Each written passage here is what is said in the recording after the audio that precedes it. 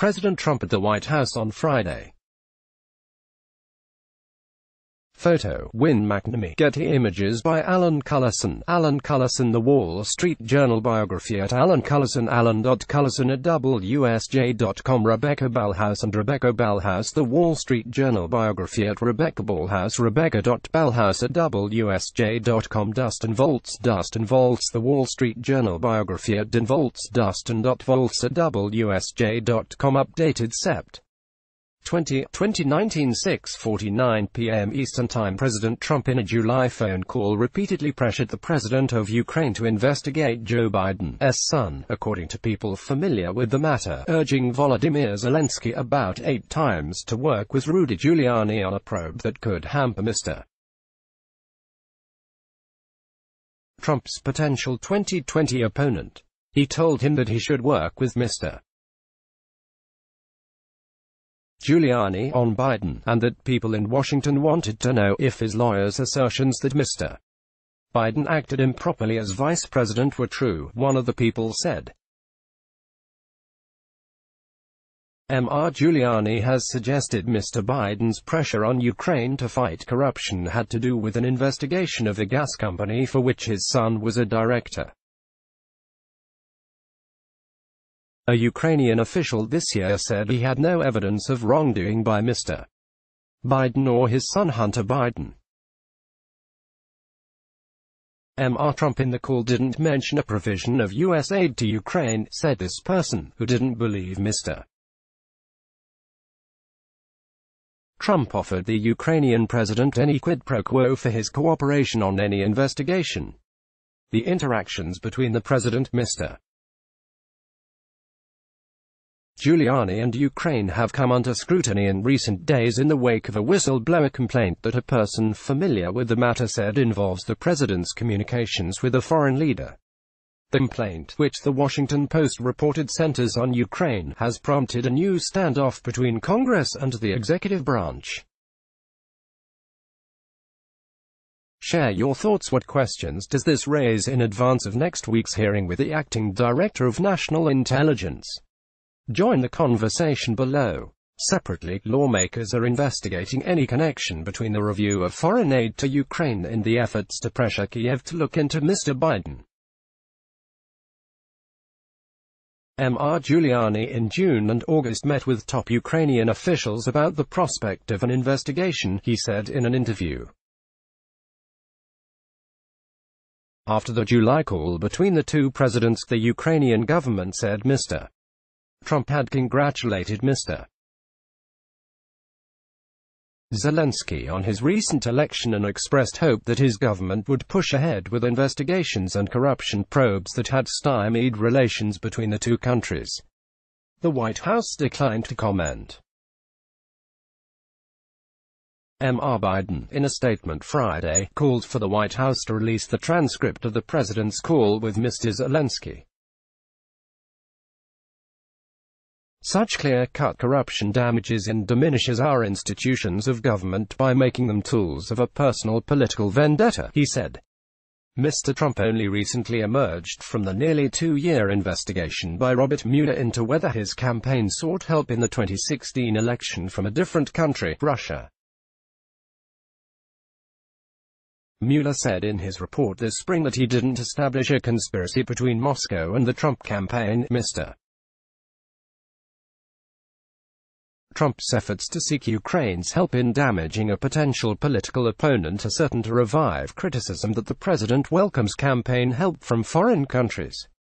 Mr. Trump on Friday defended his July call with Mr. Zelensky as totally appropriate but declined to say whether he had asked the Ukrainian leader to investigate Mr. Biden.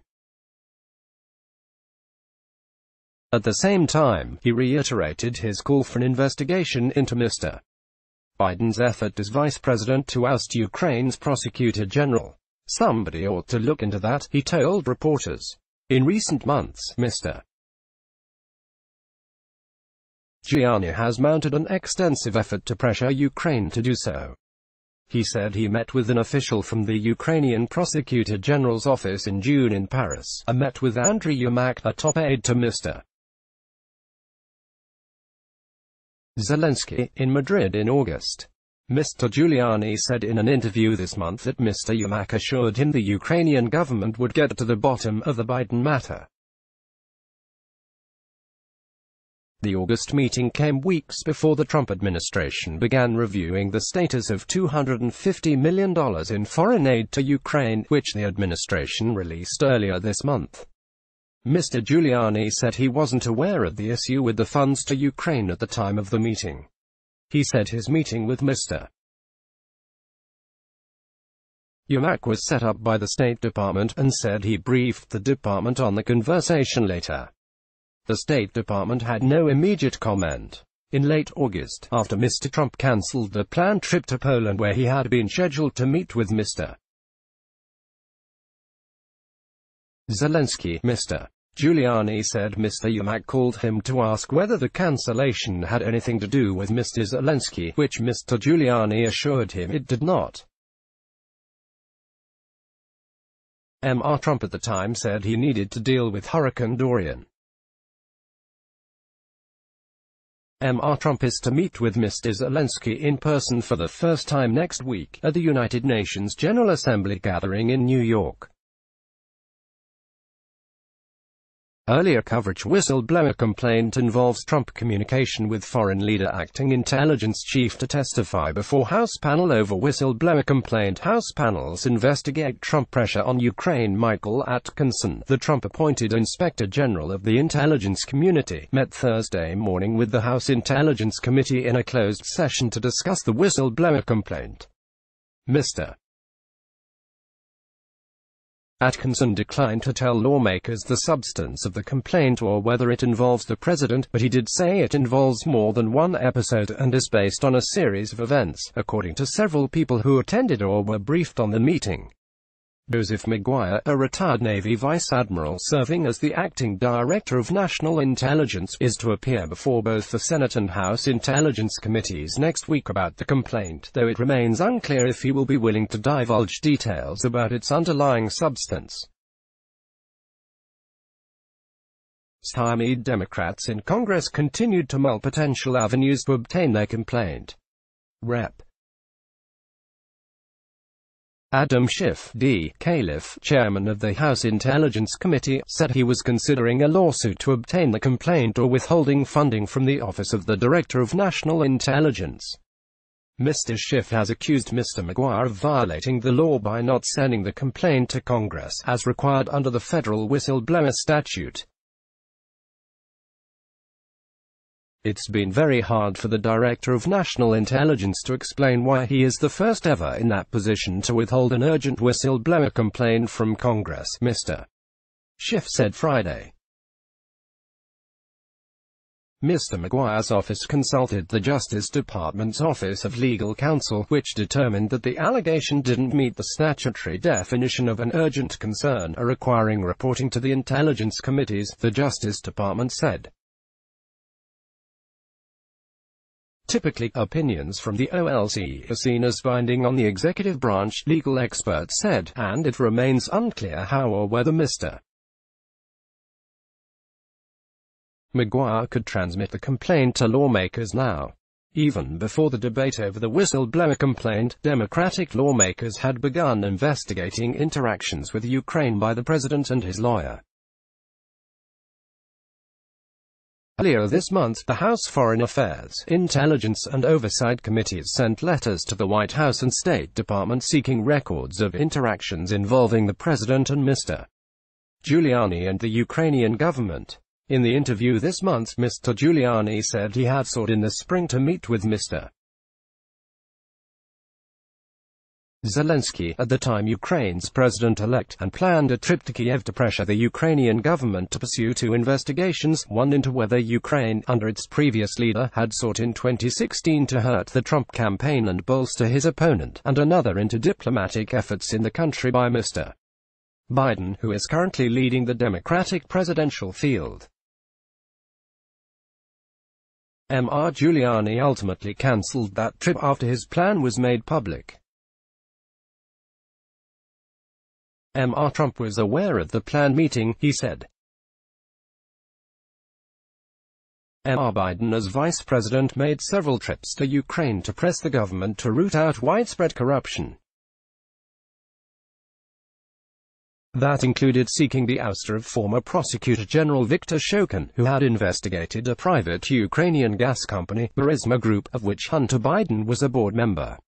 Mr. Giuliani has suggested Mr. Biden's motivation was to protect his son, a lawyer who has been involved in several investment and consulting firms, although Mr. Shokin had already completed his investigation of Burisma Group before he left office. Yuri Lutsenko, Ukraine's prosecutor general at the time, told Bloomberg News in May he had no evidence of wrongdoing by Mr. Biden or his son.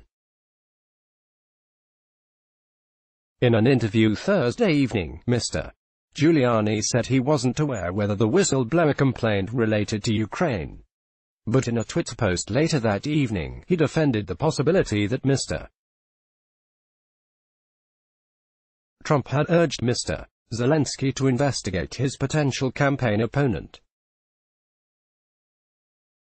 A president telling a pre-elect of a well-known corrupt country he better investigate corruption that affects U.S. is doing his job, Mr. Giuliani wrote. Mr. Giuliani said earlier this month that Mr. Trump likely would raise the Biden matter with Mr. Zelensky when they meet, saying the matter was on his mind. A senior administration official said Friday that the two would discuss how to expand energy cooperation and trade ties. Write to Alan Cullison at alan.cullison at WSJ.com, Rebecca Ballhaus at Ballhaus at WSJ.com, and Dustin Volts at Dustin.Volts at WSJ.com. Copyright 2019 Dow Jones.